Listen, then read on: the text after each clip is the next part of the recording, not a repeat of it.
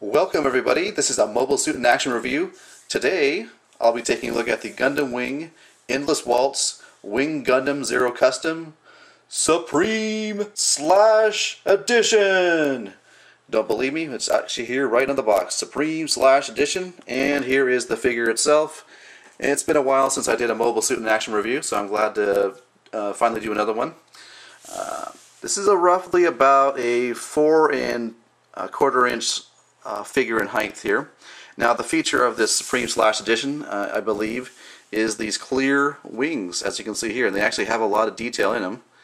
And I'll get more into that feature a little later, but here's just a look at the figure. It's a little bit hard to rotate for you because the wings are in the way.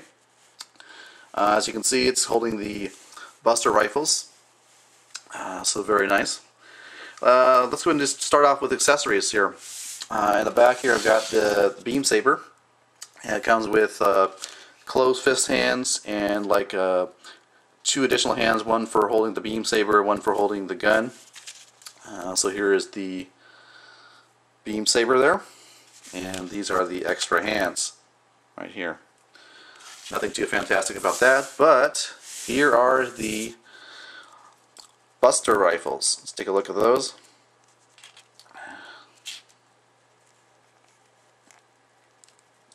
They are actually soft plastic, which actually is kind of good because you can get the handle in maybe easier than if it was hard plastic.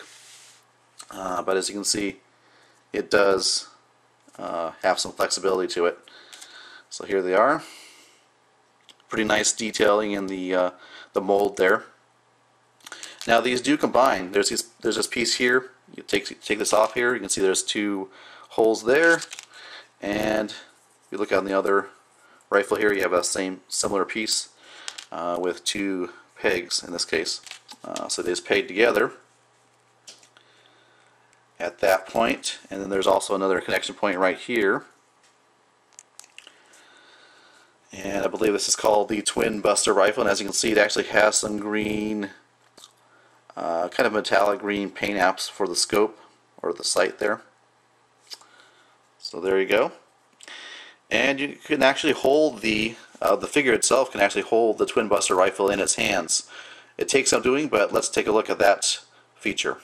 So with a little bit of effort off camera, I was able to get the figure to hold the Twin Buster rifle in both hands, and actually it's pointing mostly straight on, as you can see here.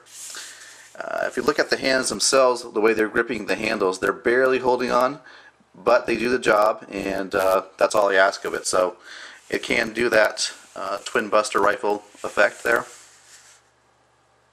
Okay, so now that we had a look at the Twin Buster rifle, let's take a look at the figure itself, starting with the wings.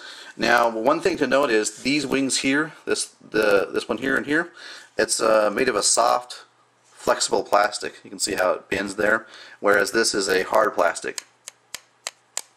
So it's kind of interesting to note that. They do have really nice detailing in the molding, though, of the plastic. So that's really nice. One gripe I have about this figure, and it might be fixed with some super glue, these wings fall off extremely easily. It's kind of like you look at them wrong and they'll fall off. So you try to move them around, you just tap them a little bit like this and fall out.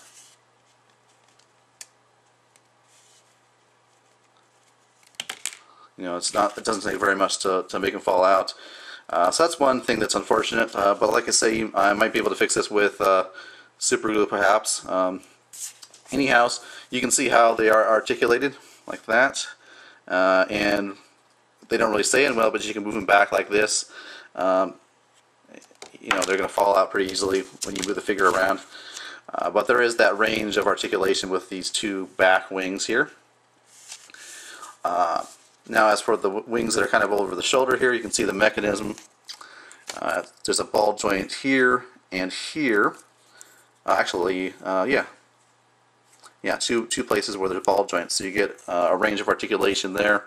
And I was going to see if I can do this on camera, whether you can have the wings kind of go into, I don't know what the technical term for it is, but protect mode.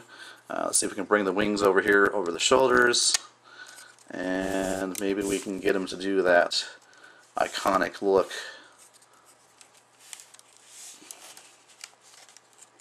yeah, it looks like you can kind of get him in that pose. So, on to the articulation itself. I'll go ahead and remove these because I know they're going to fall off anyways. Put these wings to the back here if I can. Articulation for the head. Head is on a ball joint, as you would expect. Shoulders do rotate, and the shoulder armor does articulate separately from the arm, or the shoulder rather.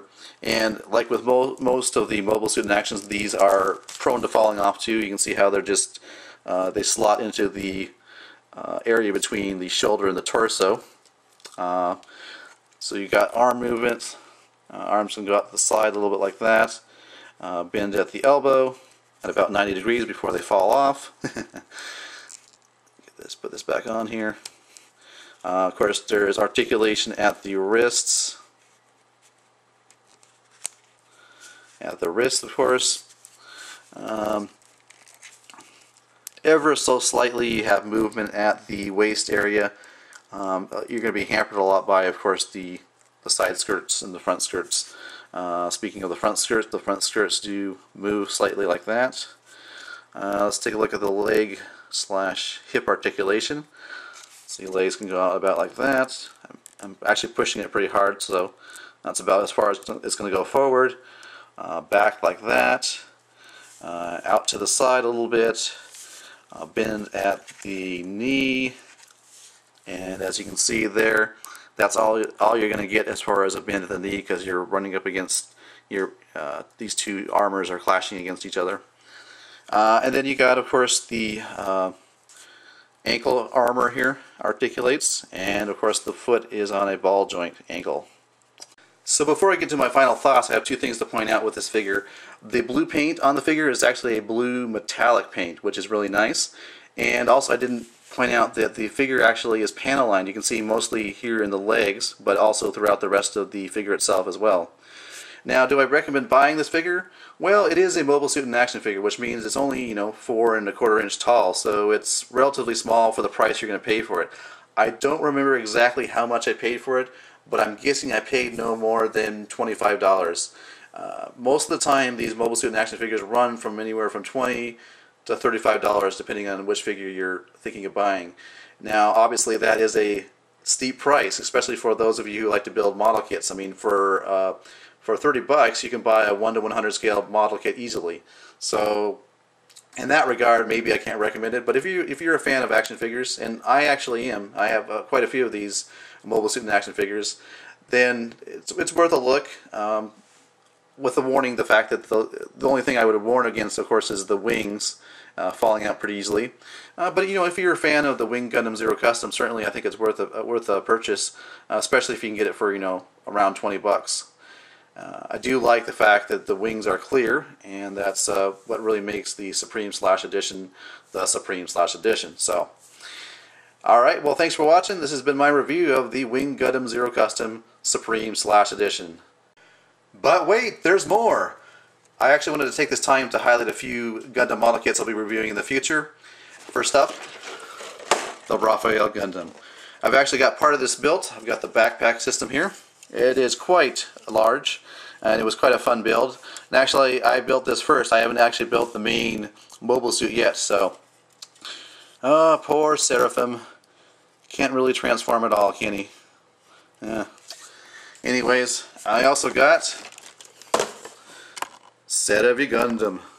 I debated in my mind whether to get this high-grade version or the 1:100 version, but the price point was what determined which one I got. I may pick up the 1:100 later, but this high-grade was $25.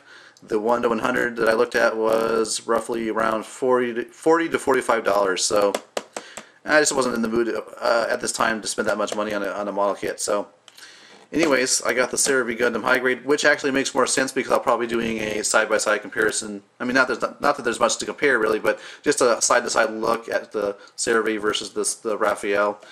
So obviously a high grade would be better to do that comparison. All right, well, thanks for watching, and stay tuned for these reviews.